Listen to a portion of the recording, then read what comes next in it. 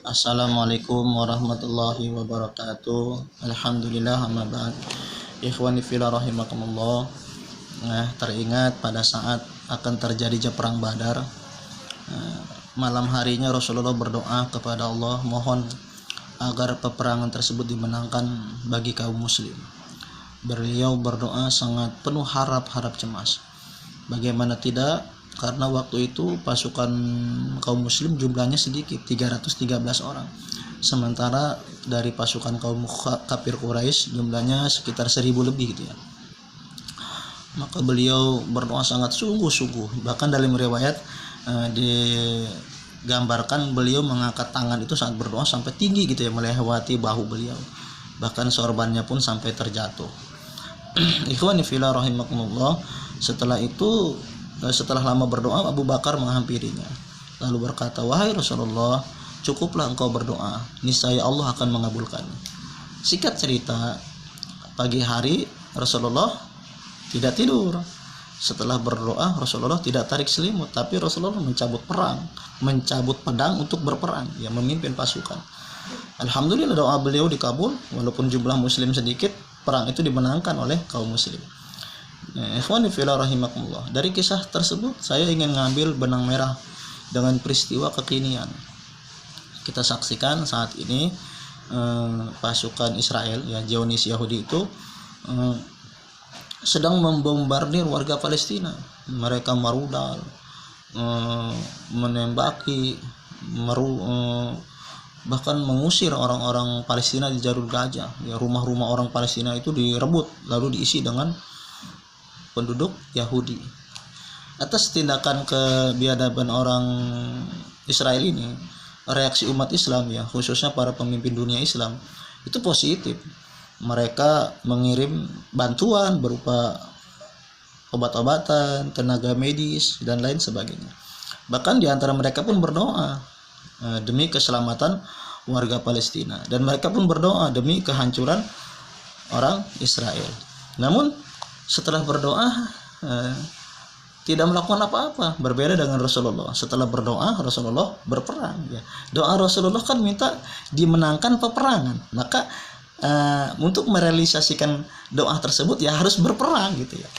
Nah, doa-doa para pemimpin dunia muslim meminta kemenangan buat Palestina, kebinasaan buat Israel, tapi tidak mengirim pasukan. Ya, mestinya mengirim pasukan, ya, agar wasilah doa itu terwujud gitu ya. Ya, namun saat ini apa daya, mereka para pemimpin dunia Islam tidak bisa berbuat apa-apa selain mengutuk, mengecam gitu. Karena pada saat melakukan mereka mengirim pasukan akan kena sanksi, karena mereka terjebak pada aturan main yang dibuat oleh orang-orang kafir. Maka dari itu kita sebagai umat Islam ya harus memiliki aturan main sendiri, ya. Aturan main seperti apa? Aturan main yang bersumber dari Islam. Aturan main seperti aturan main yang cara-caranya sesuai dengan Islam, baik dalam hal bermasyarakat, termasuk juga berbangsa dan bernegara, harus pakai cara-cara Islam. Bagaimana cara Islam mengatur urusan negara? Ya, negaranya khilafah. Kenapa harus khilafah? Ya karena sudah terbukti 13 abad lamanya daulah khilafah mampu menjaga kehormatan umat Islam, mampu menjaga, ya, kedaulatan negara-negara Islam, seperti itu ya. Jadi sini ada kisah menarik, ya, dari seorang khalifah yang bernama Mu'tasim Billah.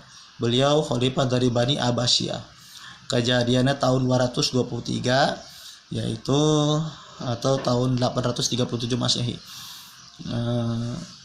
Ada kisah, ya, seorang wanita muslimah di Al-Moria. Al-Moria itu bagian daripada wilayah Turki yang saat itu dikuasai oleh Romawi, kerajaan Romawi yang notabene-nya non muslim, ya. Seorang wanita ini dilecehkan oleh tentara Romawi, ya. Pada saat wanita ini ke pasar, jilbabnya dikaitkan di besi, ya, di pagar besi. Lalu pada saat wanita ini bangun, robeklah jilbab itu hingga tersingkaplah aurat si wanita tersebut. Secara spontan wanita tersebut berkata, "Wah Mu'tasimah, wahai Mu'tasim, tolonglah aku."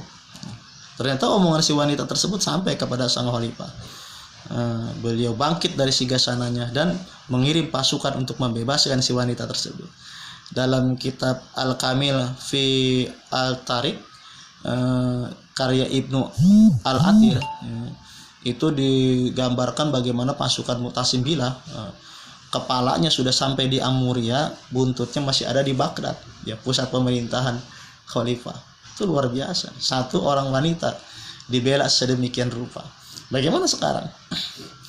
Bukan hanya satu, bukan hanya dua, bahkan ribuan wanita kita dianiaya, dilecehkan, anak-anak kita dibunuh, perempuan diperkosa.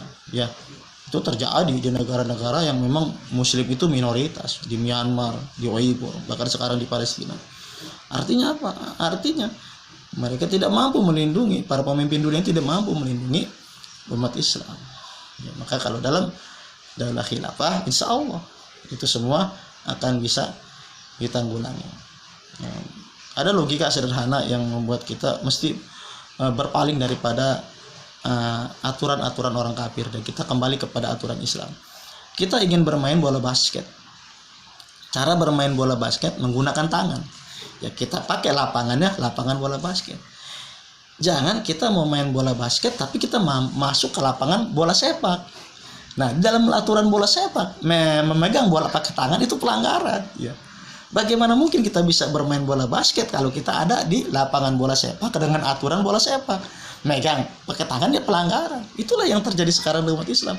Kita ingin menegakkan hukum-hukum Islam, menerapkan aturan-aturan Islam, tapi kita bermainnya di area orang-orang kafir. Maka kita banyak melanggar aturan, dianggap oleh mereka kita banyak melanggar aturan. Itu saja yang dapat saya sampaikan. Mudah-mudahan ada manfaatnya. Dari Al-Fakir, akhirul kalam. Assalamualaikum warahmatullahi wabarakatuh.